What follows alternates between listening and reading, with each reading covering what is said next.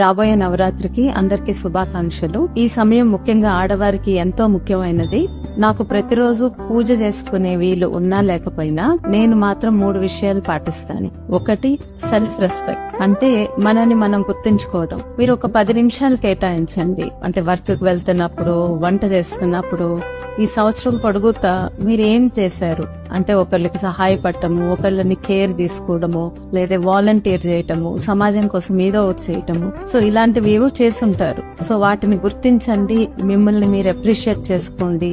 అది చేయడం వల్ల మీకే ఆత్మాభిమానం పెరుగుతుంది. సో సెల్ఫ్ రెస్పెక్ట్ అనేది ముందు మనం మనకిచ్చుకోవటం చాలా ఇంపార్టెంట్. రెండవది, ఈ క్రమంలో మనకి చాలా మంది ఆడవాళ్ళు హెల్ప్ చేసి ఉంటారు. చిన్నదవ్వచ్చు, పెద్దదవ్వచ్చు.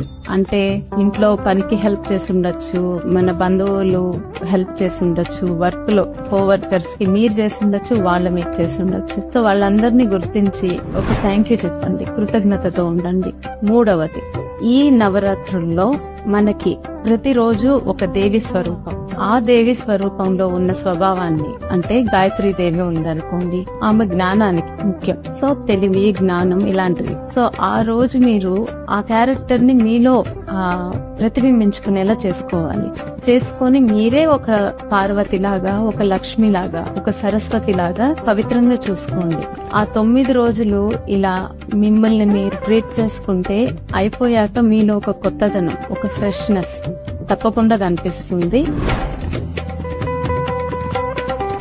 అలా అందరూ ముందుకు సాగితే ఆడవాళ్ళు ఒకరికొకరు తోడుగా, గౌరవంగా చాలా బాగుంటుందని నా అభిప్రాయం. ఈ నవరాత్రుల సందర్భంగా ఇది మీతో షేర్ చేసుకోవాలనిపించి చేస్తున్నాను.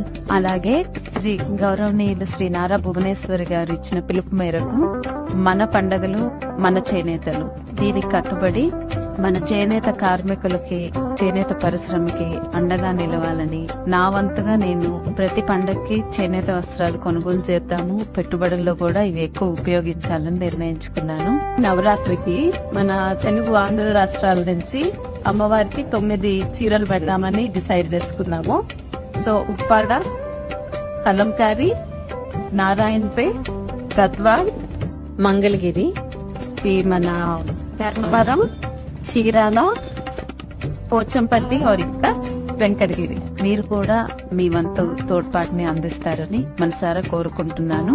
Thank you. అందరికీ నవరాత్రి శుభాకాంక్షలు.